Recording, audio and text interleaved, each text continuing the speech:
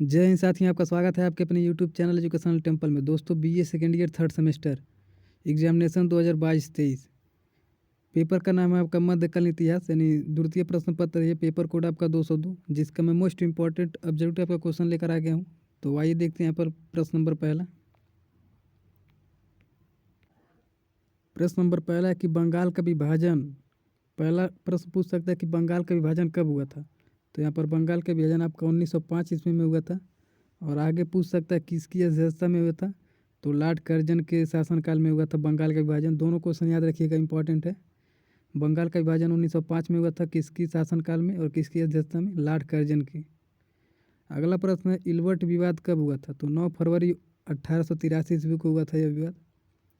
अगला प्रश्न कि बंगाल में अस्थायी बंदोबस्त से कौन जुड़ा है। तो लॉर्ड कॉर्नवालिस जुड़ा था ये अस्थायी बंदोबस्त की व्यवस्था। अगला प्रश्न है कि भारत में अस्थायी स्वशासन के जनक के रूप में जाना जाता है। तो लॉर्ड रिपन हो जाएगा। अस्थायी स्वशासन के जनक कौन है? Lord Ripon.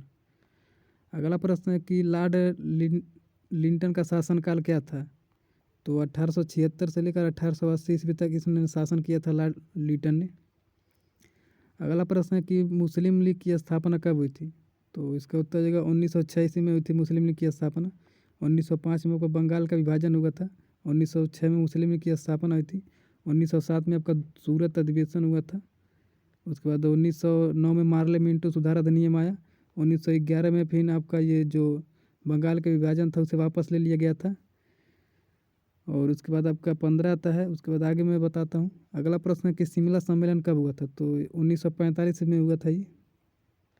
अगला प्रश्न है भारतीय राष्ट्रीय कांग्रेस का गठन कब किया गया। तो इसका उत्तर जो है 28 दिसंबर 1885 ईस्वी में किया गया था।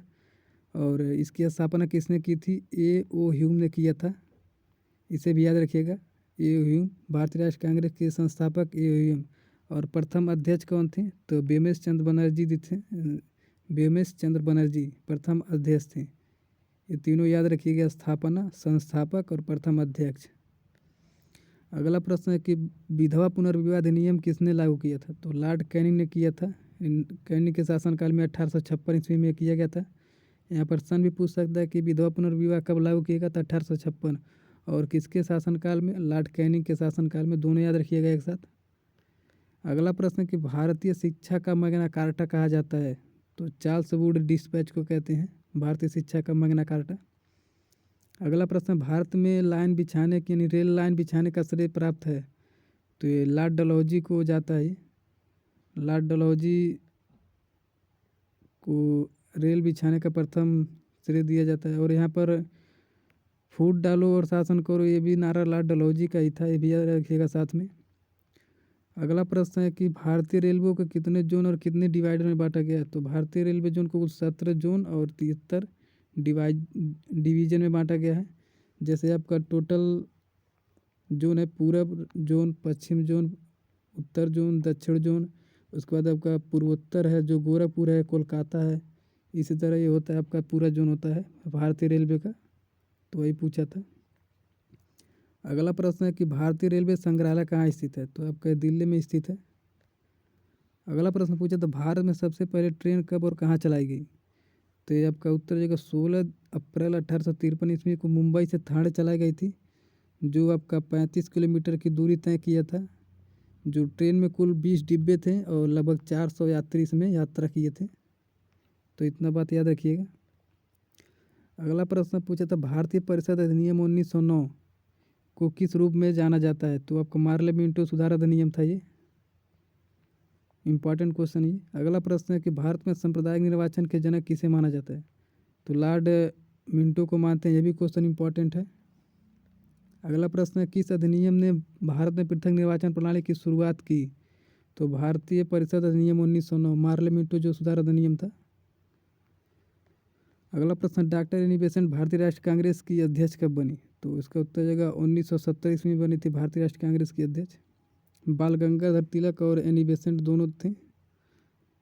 अगला प्रश्न पूछा था भारत का अंतिम गवर्नर जनरल कौन था। तो सी राजगोपालाचारी ने चक्रवर्ती राजगोपालाचारी थे।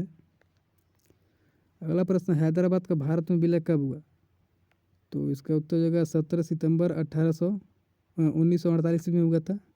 और इसे किस तरह मिलाया गया था, तो ऑपरेशन पोलो के द्वारा मिलाया गया था, पुलिस कार्रवाई के द्वारा। ये भारत में नहीं मिलना चाहता था, पाकिस्तान में जाना चाहता था। तो उस समय जो आपके प्रधानमंत्री थे उन्होंने आर्डर दिया और यहाँ पर पुलिस के द्वारा हैदराबाद को मिला लिया गया था। और उसके बाद का जो जूनागढ़ भी था और जम्मू कश्मीर, तीनों जो राज्य थे भारत में नहीं मिलना चाहते थे। तो जूनागढ़ जो गुजरात में पड़ता है आपको जनमत संग्रह द्वारा मिला गया था। और आपका विलय पत्र द्वारा जम्मू कश्मीर को मिलाया गया था। जो राजा हरि सिंह थे वहाँ के मंत्री थे, वहाँ के राजा। अगला प्रश्न, भारत के पहले गृह मंत्री कौन थे, तो आपका सरदार पटेल हैं। सरदार वल्लभ भाई पटेल थे भारत के पहले गृह मंत्री। और यहाँ पर भारत के पहले शिक्षा मंत्री अबुल कलाम आज़ाद थे। भारत के प्रथम प्रधानमंत्री पंडित जवाहरलाल नेहरू थे। ये सब याद रखिएगा। अगला प्रश्न है कि राज्य पुनर्गठन अधिनियम कब पारित किया गया, तो 1956 ईस्वी में पारित किया गया था राष्ट्रीय पुनर्गठन अधिनियम। अगला प्रश्न है, किस वर्ष भारत सरकार ने माध्यमिक शिक्षा आयोग की स्थापना करने की घोषणा की है, तो 1952 ईस्वी में किया था भारतीय शिक्षा अधिनियम।